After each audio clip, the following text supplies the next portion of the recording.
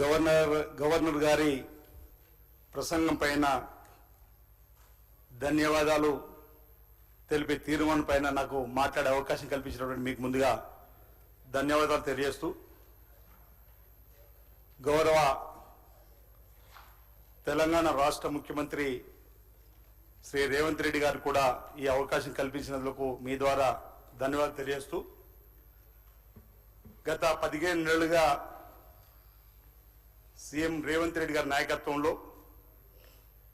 ఇందిరమ్మ ప్రభుత్వం చేపట్టిన అనేక అభివృద్ధి సంక్షేమ కార్యక్రమాల్ని గవర్నర్ గారు తన ప్రసంగంలో చక్కగా చెప్పడం,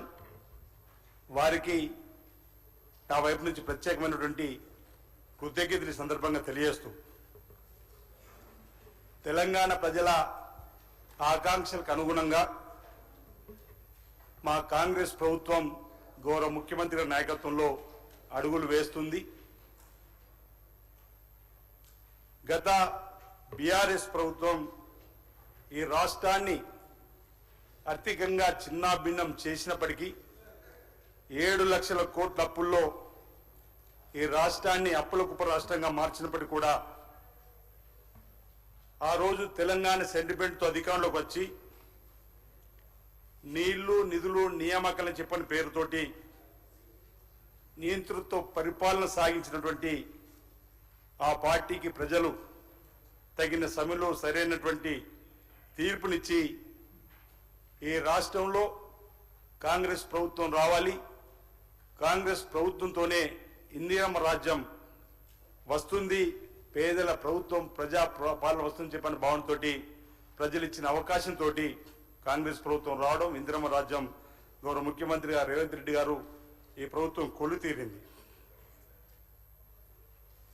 ఇందిరమ్మ రాజ్యంలో ప్రజాపాలన జరుగుతూ ఉంది. ప్రజలకు ఇచ్చినటువంటి హామీల్ని అమలు చేస్తూ ముందుకు పోతున్న సందర్భాన్ని ఈసారి గుర్తు చేస్తూ, రాష్ట్ర ముఖ్యమంత్రిగా పదవి బాధ్యత స్వీకరించిన తర్వాత ప్రతినిత్యం 18 గంటలు కష్టపడుతూ ఏ ఒక్కరోజు కూడా సెలవు తీసుకోకుండా మరి ప్రభుత్వాన్ని ముందుకు నడుపుతున్న తీరు మనం అందరం కూడా చూస్తున్నాం అధ్యక్ష. ఆర్థికంగా అనేక కష్టాలు నష్టాలు ఉన్నప్పటికీ ఈ 15 నెలల కాలంలో ఈ గ్యారెంటీల అమలు కోసం మేము చేస్తున్నటువంటి కృషి కూడా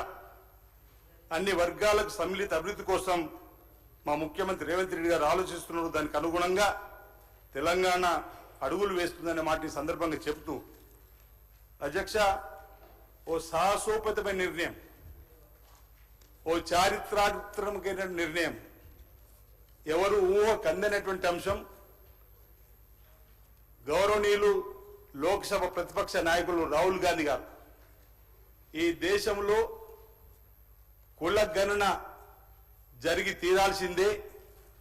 ఎవరి వాటా ఎంతో తేరాల్సిందే, వారికంతా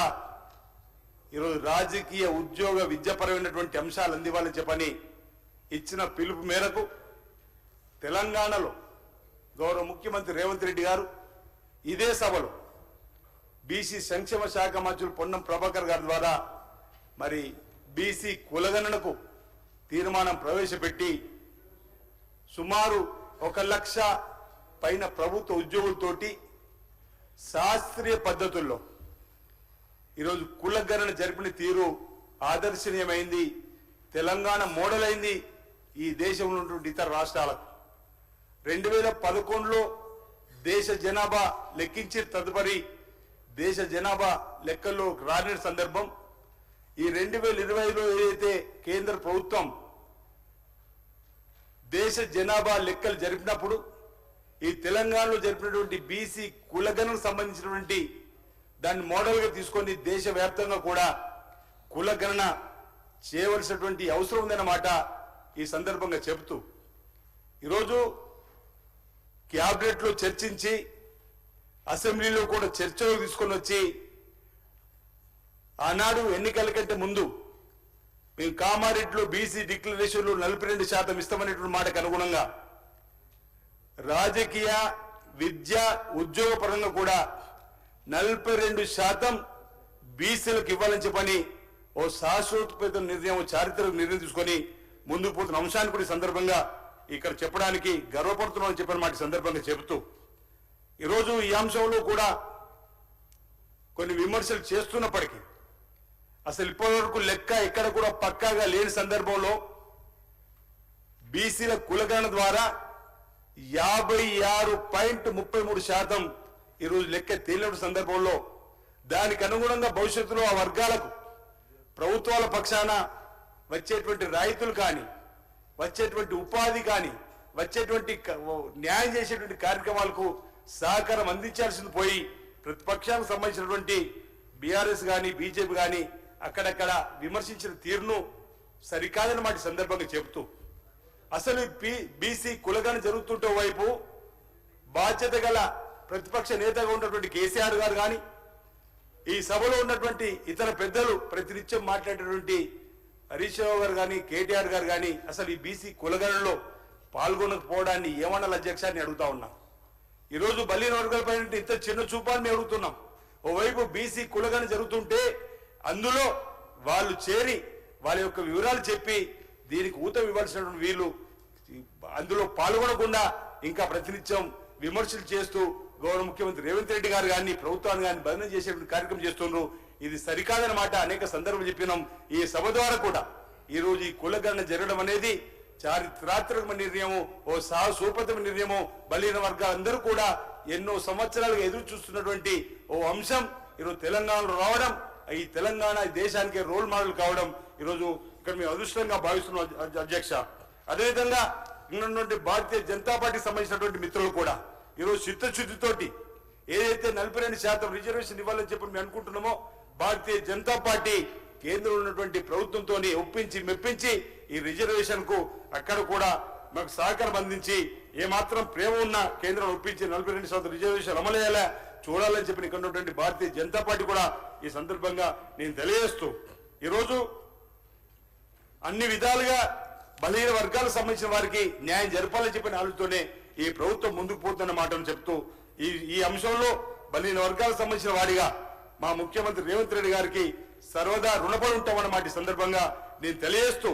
సర్వేలో పాల్గొన్న వారి కోసం కూడా రెండోసారి కూడా మళ్ళీ 10 రోజులు కూడా అవకాశం ఇచ్చినటువంటి సందర్భాన్ని కూడా గుర్తు చేస్తూ ఈ రోజు ఈ తెలంగాణ రోల్ మోడల్ గా ఈ దేశానికి లోక్సభలో కూడా రాహుల్ గాంధీ గారు తెలంగాణలో బీసీ కులగణన జరిగింది, ఇంచుమించు 90%, 85% వరకు మనం వచ్చినట్టు తేలింది. ఈరోజు ఈ సందర్భం ఉంటే ఈ ప్రభుత్వాన్ని అభినందించాల్సి పోయి అక్కడక్కడ విమర్శ చేస్తున్న వారికి నేను సూచన చేస్తా ఉన్నా, అభినందించండి ప్రభుత్వాన్ని. బలహీన వర్గాలకు మేలు జరిగేటువంటి కార్యక్రమాన్ని స్వాగతిద్దాం. ఈరోజు బీసీ కులగణనకు సంబంధించిన అంశంలో అందరూ కూడా కలిసి భవిష్యత్తులో ఆయా వర్గాలకు ప్రభుత్వం పక్షాన్ని ఇచ్చేటువంటి రాయితీలు ఫలాలు అందే విధంగా మనందరం కూడా కలిసికట్టుగా కృషి చేస్తామన్నమాట ఈ సందర్భంగా తెలియజేస్తూ వ్యవసాయ రంగానికి సంబంధించి కూడా అధ్యక్ష